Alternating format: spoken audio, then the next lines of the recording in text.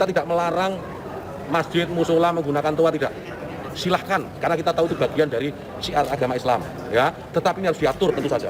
Diatur bagaimana volume speakernya, gitu. Toanya itu nggak boleh kenceng-kenceng, 100 desibel maksimal. Diatur bagaimana kapan mereka bisa mulai menggunakan speaker itu sebelum.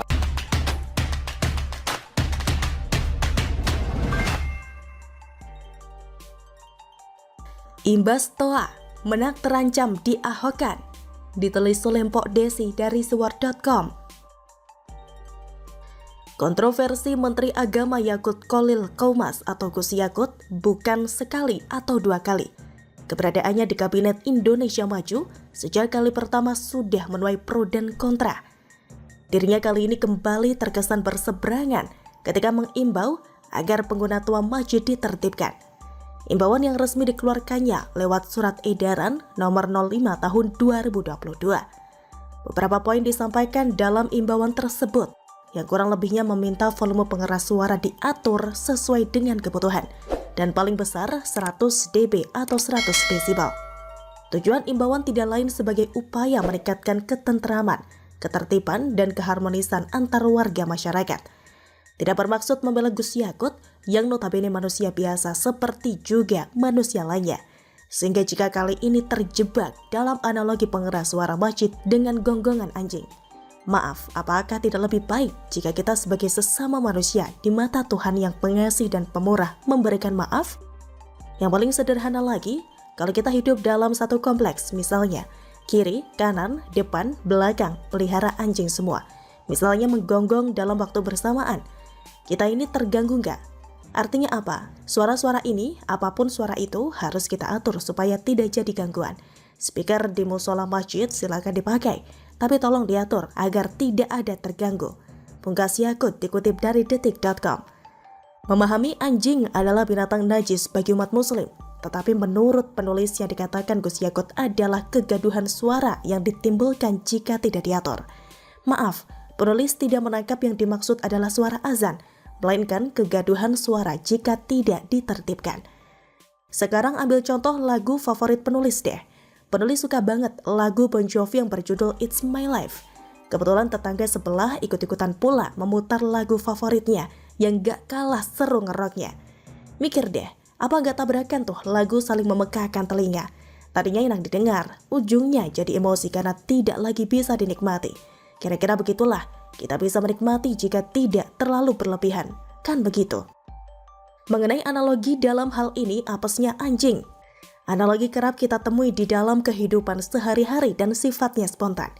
Terkadang kita ngasal mengatakan pasangan suami istri yang doyan cekcok, kita sebut gaduhnya seperti kucing kawin. Lalu di lain waktu kita mengatakan muka lu preman, tapi hati lu kok Hello Kitty. Artinya, kalimat-kalimat ini tidak seperti arti harafiahnya. Dikatakannya pun secara spontan saja tanpa bermaksud menghina. Sebagai kondisi gaduh karena analogi Gus Yakut tidaklah perlu untuk dibawa ke ranah hukum. Apalagi jika harus diahokkan dan membuat ramai seisi negeri. Bisa ditebak nantinya akan ada mereka yang mengambil kesempatan. Cukong pendonor, IO demo dan catering nasbung langsung menjamur kembali. Maklumlah, agama di negeri ini laris manis untuk dipakai berpolitik, ketimbang untuk diaplikasikan sebagai umat beragama itu sendiri. Miris, tetapi begitulah adanya. Padahal jika bicara suara toa penertibannya, sebenarnya sudah pernah ada dan diatur dalam instruksi Direktur Jenderal Bimbingan Masyarakat Islam nomor KEP-D-101-1978. Jadi ini bukanlah isu baru. Persoalannya sejauh ini penerapannya masihlah minim, nyaris tidak ada. Bahkan pernah beberapa waktu lalu hal yang sama disampaikan lewat Twitter aktris Zaskia Mega yang kita ketahui sebagai muslimah yang taat. Dirinya menyampaikan keterasingannya ketika suara toa membangunkan sahur terlalu berlebihan ekstrem ketika itu dan tidak peka terhadap umat non-muslim. Tetapi lihat saja apakah ada yang berubah hingga hari ini? Oh ya, satu contoh lagi yang penulis alami karena kebetulan putri penulis sedang di kelas akhir. Seperti diketahui, selama ini pembelajaran dilakukan secara daring, termasuk juga ujian praktek yang terpaksa harus online. Anggaplah sekalian curhat, tapi putri penulis harus beberapa kali mengambil rekaman ujian bahasa Inggris dan bahasa Indonesia karena bertabrakan dengan suara dari masjid yang maaf cukup nyaring saling berlomba bersahutan. Mau dikata apa selain mengulang dan mengulangnya kembali hingga mendapat rekaman yang bersih? Kira-kira begitulah dan mungkin sulit untuk model-model geng kadrun memahaminya. Sementara penulis merasakan kerempongan ini semua. Jadi, di sini Gus Yakut pun hanya bermaksud menertibkan, bukan melarang. Penulis setuju dengan pendapat anggota Komisi 8 DPR RI dari fraksi PKB, Marwan Dasopang, mengajak masyarakat untuk bersikap tabayun. Daripada saling melapor, Marwan mendorong tabayun. Ya ayolah kita saling tabayun, saling menjelaskan antara sesama kita. Jangan-jangan maksudnya bukan seperti itu. Masa urusan begituan kita gaduh? Lanjutnya dikutip dari detik.com.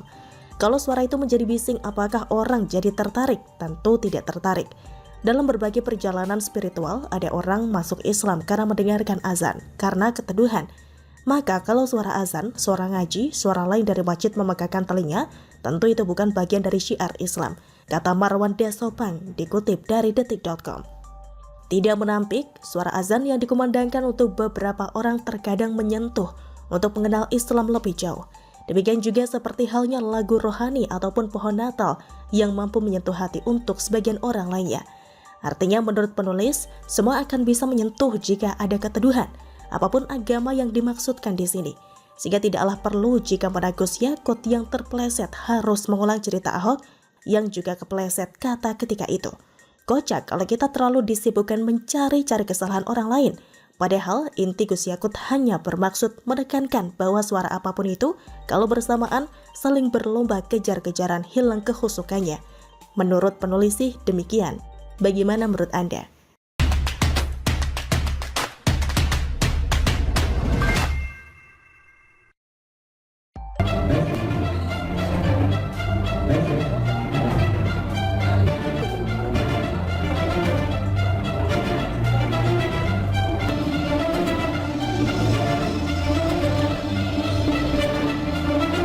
Haikal Hasan dinonaktifkan dari PA212. Ada apa? Ditulis oleh X Hardi dari Suwar.com. Haikal Hasan tidak lagi menjadi pengurus PA212. PA212 menonaktifkan Haikal Hasan dari pengurusan. Katanya sih Haikal Hasan dinonaktifkan dari kepengurusan PA212 atas permintaannya sendiri. Haikal Hasan dinonaktifkan sementara waktu dari inti Dewan Tanfizi Nasional atau DTN 212. Keputusan ini berdasarkan musyawarah DTN PA212 yang menghasilkan arahan Majelis Syuro DTN PA212 serta diketahui pembina PA212 yaitu Rizik Syihab.